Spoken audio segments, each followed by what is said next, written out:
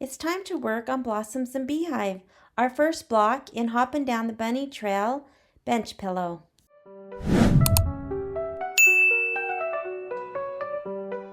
The Blossoms and Beehives block is on page 18.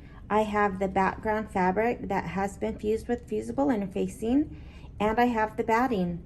From the embellishments packet, I need the cork and the yellow felt. The other item that's needed for this is water-soluble thread. It will be in the bobbin and it will be used to make the fringe flowers on this little tree. The directions do say that you can use just regular thread that is a visible color, but I find that the water-soluble thread really is a must, and so I will be using that. I do keep my thread in a baggie so that I don't ever mix it up with a regular bobbin, and I do also mark the bobbin. So let's get working on Blossoms and Beehive. For this first block, I am going to take the designs that I have put onto my USB and bring them in separately instead of using software. This will be the only block that I will do this on. From now on, I will be merging my background quilting and my embroidery file on software. I do have a USB, and I have a pigtail that I have plugged into the side of my machine. That way, when I use my USB and take it in and out to add designs, I'm not doing wear and tear on the port in my actual machine. I always plug it into this little cord. So the first thing I'm going to do is bring up our first design. So I will go to embroidery and to my USB, and I am going to go to the quilting bundle. I need to bring in the background quilting. I am choosing chevron 4. And I need the 4x8 horizontal. And so if I scroll, you'll see that there's a 4x8 and a 4x8, and it doesn't give the entire name, but horizontal will come first and then the vertical. So I will choose the 4x8 horizontal and set. Now I need to go to add. I will go back to the USB, and this time go to the embroidery files folder, and I need our first little tree with the beehive. I will hit set. Now before I hit embroidery, I need to make some changes to this design. There are special alignment instructions for this design, and I need to move this tree file down so that the bottom of the fence is a 1/2 inch from the bottom of the embroidery file. And so because that's the last design that I brought in, it's already selected, and I will go to edit and move. And I want to use the down arrow so that I don't get it out of alignment from left to right. So I will move this down. And in order to get it a 1/2 inch from the bottom, which is that bottom red line, I need to align the bottom red line of the tree to the inside orange line of the background quilting. Let me zoom in a little bit closer. So the bottom of this outside square, that's the tree alignment. I have that lined up with the inside border of the background quilting. So the bottom of the fence post is a 1/4 inch up to that inside line, and then another 1/4 inch up to the bottom of the fence post, so that the actual fence post bottom of the board is a 1/2 inch from this lowest line. So I hope that makes sense. And we're just moving it down so that, like in other blocks, when we do a scene, they don't look like they're floating. There will be some glitter grass put on the bottom. And so if you forget or don't do it exactly, it doesn't need to be exact, that will cover it up, but we do want to move that block down. So now that it's where I need it to be, I'm going to select OK. Now I can select embroidery. Now there are going to be a couple of things I'm going to do different. The main thing in this project is I am using muslin instead of no-show mesh as my stabilizer. And I only do this when there is batting and background fabric and the quilting all together. And I like the way this presses.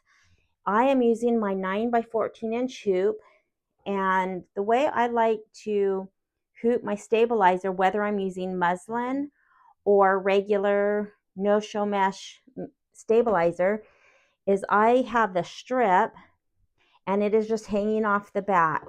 So what I will do is I am going to turn this design so it fits horizontal this way, and I will move it all the way down so that I can save all the stabilizer. And I'll go into more detail about that on the next block.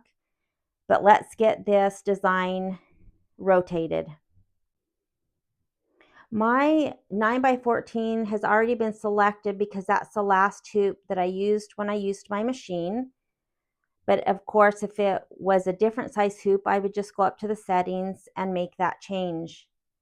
Now I need to go to layout and rotate. And because I have already selected embroidery, it's going to treat these designs as one. And so when I rotate it 90 degrees, it will rotate both. Then I'm going to use these down arrows and I'm going to move it all the way to the bottom. And of course, because I have my hoop selected, it won't let me go out of the bounds. And now I will just choose OK. And then I do like to go, when I am stitching out, to this minus plus needle. That way, if I need to skip any steps, it's already right here, which I will show you that I do skip steps, whether I'm using the files that I brought in for my USB or when I use software, I will skip some steps. Now the first step that it's going to run is the placement for the batting.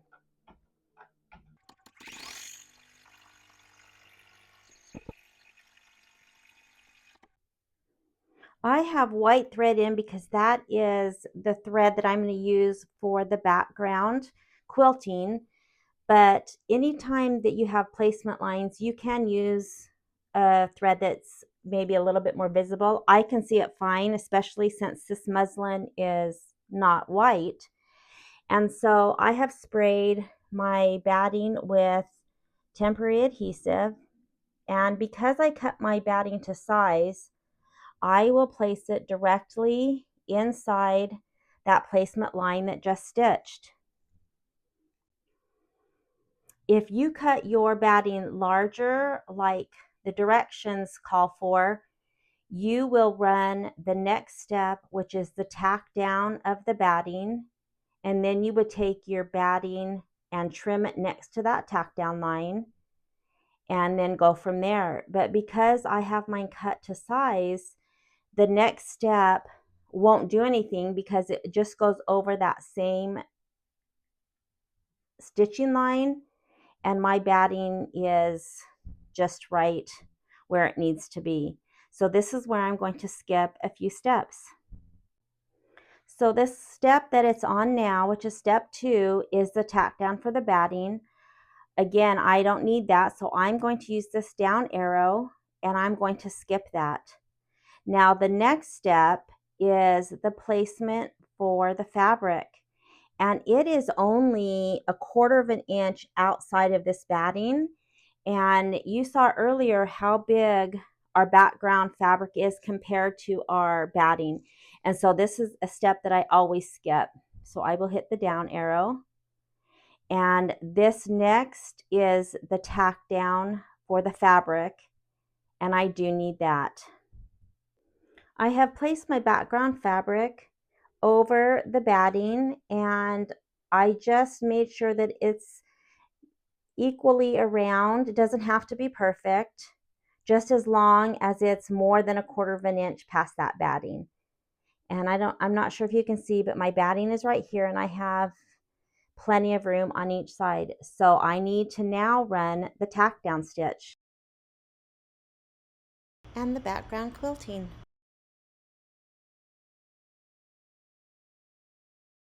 The next step that it gives is this little line with a little tick mark that designates the middle of that.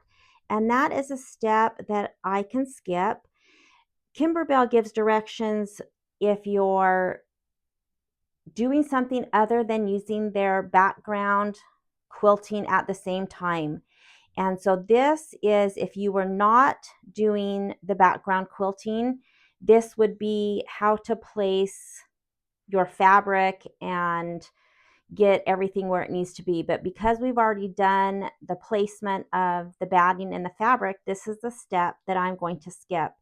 And so again, I will just use this down arrow and skip to the next step. I'm going to also skip this because it has to do with not doing the background quilting at the time that we're doing it right now. So I am now ready to stitch the tree. And I also want to show that in the directions, it does say that once we align and we do our background quilting with our 4x8, which is what we chose, it says to, after quilting, skip to machine step 3, which is stitching the tree fill, which is what I'm on. And so that's why I needed to skip that little placement. And then it would be the tack down if you weren't doing the background quilting. So I hope that makes sense. So we are now ready to stitch the little tree.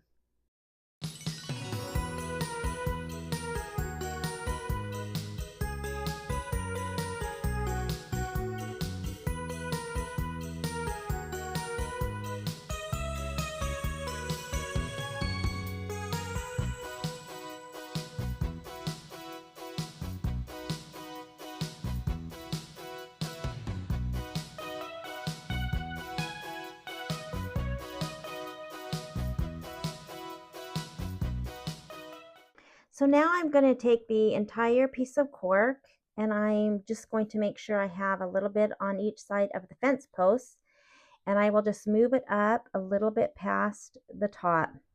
I am going to tape just to keep that in place, since there's a lot of these little fence on this picket fence. And we'll get that tacked down.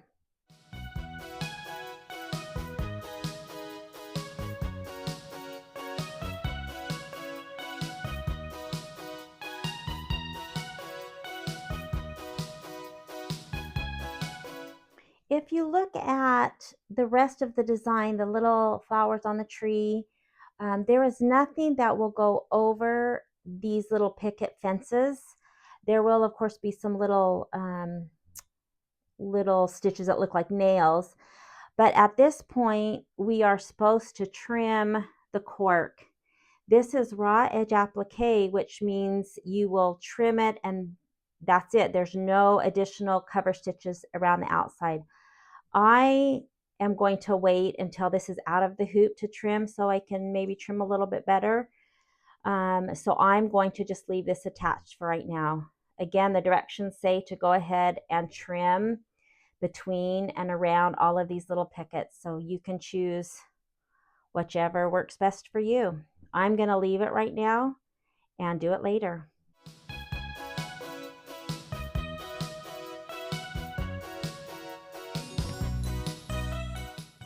For this little beehive, I again have the whole entire piece of felt, and I am just going to make sure that I cover it and leave plenty of room to trim. This is also a raw edge applique, which means that we'll be trimming about 1/8 of an inch or so outside of the tack down line. I am not going to tape that. That stays pretty good. I'll probably hold it when I'm tacking down, but felt usually sticks pretty good, and this is a pretty simple shape.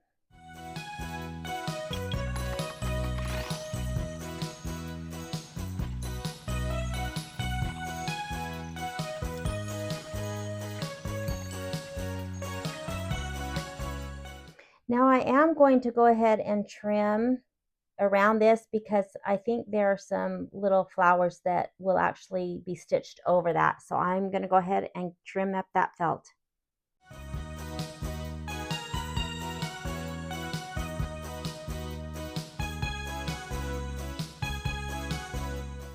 The next step says that if you are using the B button that comes with the embellishment kit, that you can skip steps 9, which is our next step, and step 17, which would be stitching the B body for step 9, and 17 would be the little stripes. I am going to be using the embellishment kit, so I do have the B buttons, but I am also going to go ahead and stitch this little bee out. I will use the buttons somewhere else.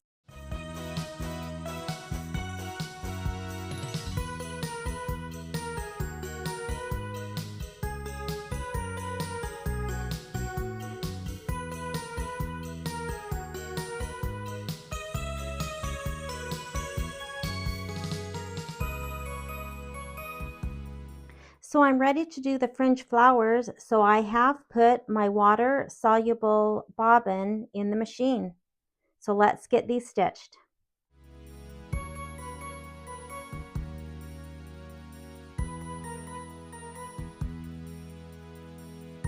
After stitching these 8 flowers with the water soluble bobbin, I put the regular bobbin back in. It's going to do some more pink flowers, and then we will use a couple of other colors that will secure the centers of the flowers that have the water soluble bobbin, so that when we dissolve that, the flower will stay on the background. So let's get these last steps finished.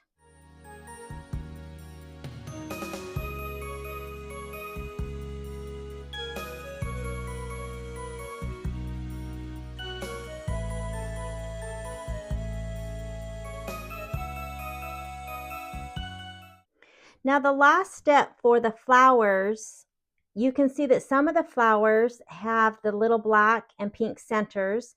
Those are the flowers that do not have the water-soluble bobbin. The last step is for the fringe flowers is putting that center black to hold that together when we dissolve the bobbin thread. So you'll know when it's time to do the fringe flowers that the only flowers that you will wet and fringe are the flowers that have only a black center. So a pink with a black center. Anything with the light pink in the flower are not fringe flowers. So let's finish up the last few steps.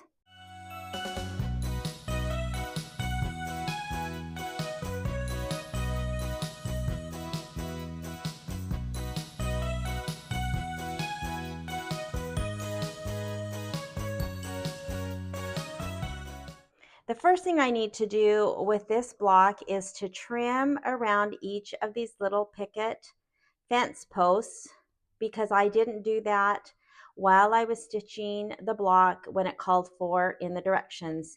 It's easier once it's out of the hoop to trim, and there was nothing that was going to be stitched over these, and so I was able just to leave this attached. And again, you can see that I used the whole entire piece of cork. I didn't cut it to size. And I will just trim and put this back into my embellishment packet.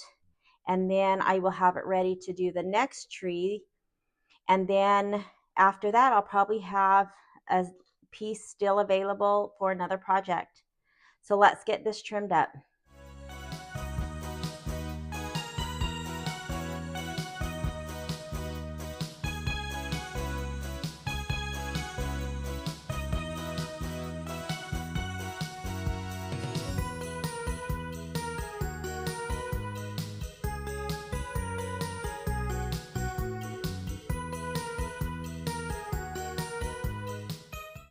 Now, before I trim this to size, I always remove my basting, which is that tack down line of the fabric.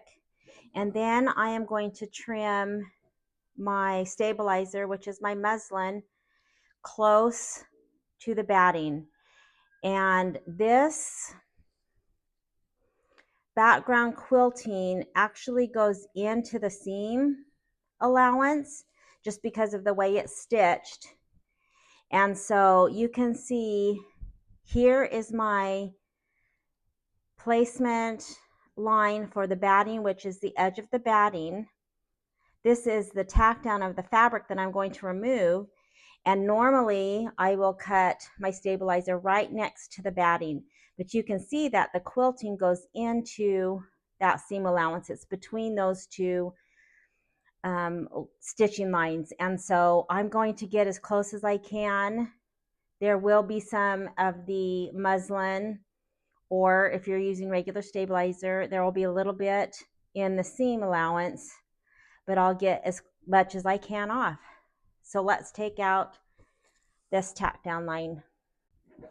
So when I cut my stabilizer away, I usually just fold it back, and I'm going to be trimming as close as I can again to the batting. On the bottom and the top, I'll be able to trim right next to the batting. And so I will just fold it back, and then I just take my scissors and just cut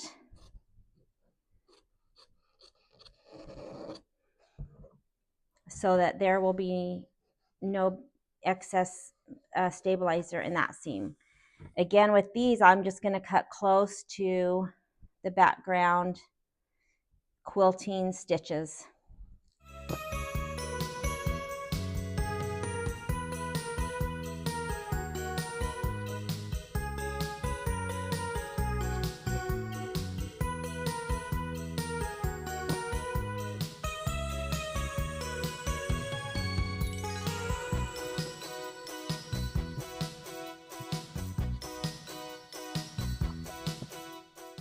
Now I'm going to go press my block. So I'm ready to do the fringe flowers. And remember, the flowers that have the water-soluble bobbin are the pink with the black centers, not the light pink centers.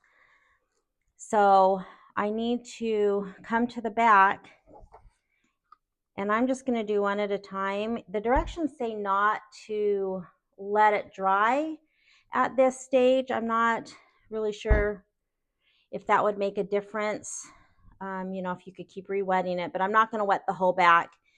I'll probably just do one at a time, and so one or two at a time. So I'm just going to add some water and let that start dissolving.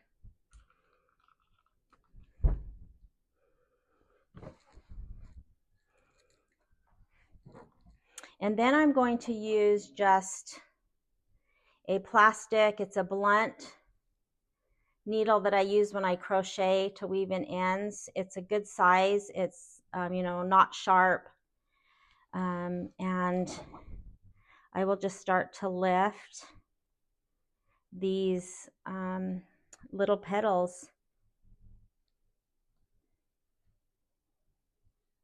I'll just kind of get under and kind of wiggle. And you can see that it's starting to loosen up. And there they are.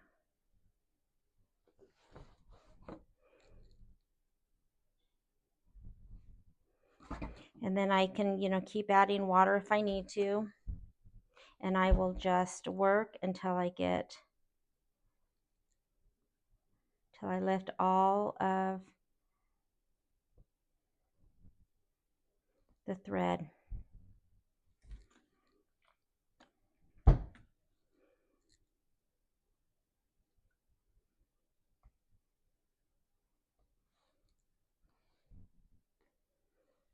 So you can see how that just lifts up.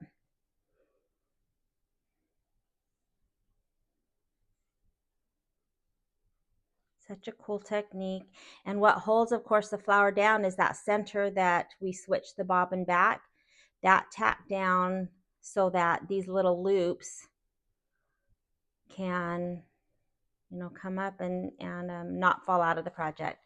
So I'm going to continue to do those 8 little flowers.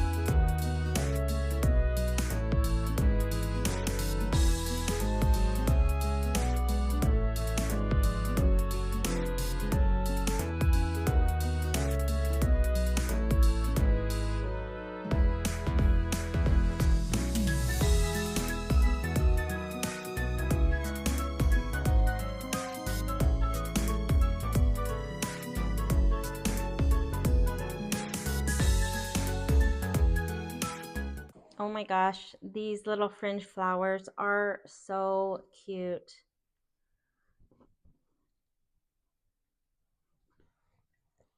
So I lightly pressed before I started, and I'm going to take it back and give it a good press for the outer edges. I will make sure that I use a pressing cloth if I'm going to, press anything over the cork or the felt, but I don't think that I'm going to do that because I don't want to smash the flower. So I will turn it over and press around, and then probably turn it to the front and press, the edges, and then we'll be ready to trim this up.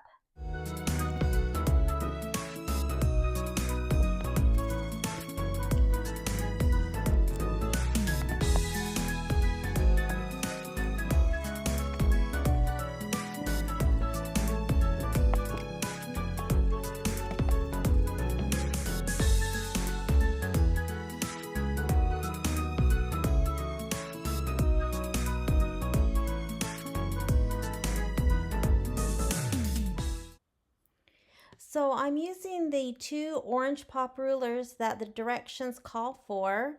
One will be the width, the smaller ruler will be the width of the block, and the larger ruler will be the height of the block. So we will have to make 2 different cuts, and I'll show you that in just a minute.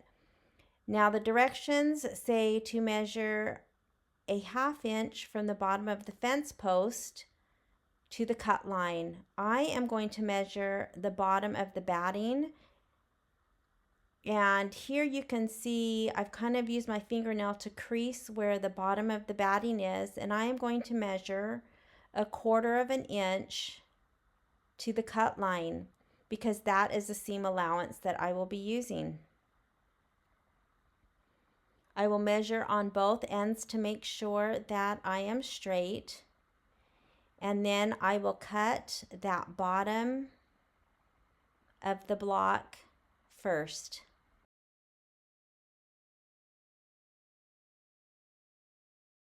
Since this ruler will be the height of the block, I will turn the block around, line up the cut line that I just cut, and cut the top of the block. So now that I have the top and bottom cut, I need to cut the width. Now the width is the 4.5 inch with the smaller ruler, and because my block is taller than this ruler, I will not be able to cut both sides completely. I will have to cut with the ruler and then finish those cuts with an additional ruler. So I first need to center the block the best that I can. I am going to use the background quilting that is stitched into the seam allowance and make sure that the ruler is about the same amount from each of those stitching lines. When I have background quilting that does not go into the seam allowance, then I will flip the block over and cut from the back, because I can use the batting line and make sure that my ruler is centered and that there are equal amounts of fabric. But for this one, I will measure the background quilting that has gone into the seam allowance. It will be about 1/8 of an inch from that background quilting to the cut line. And here I'm just making sure that I have the block as centered as I can get it before I cut. I also line the bottom of the ruler with the bottom of the block to make sure that it is straight. Now you can see that I can't cut all of the fabric, so I will just take a different ruler. I have the larger pop ruler handy, so I will just line it up with the cut line and extend the top and bottom cut lines to cut that side piece off.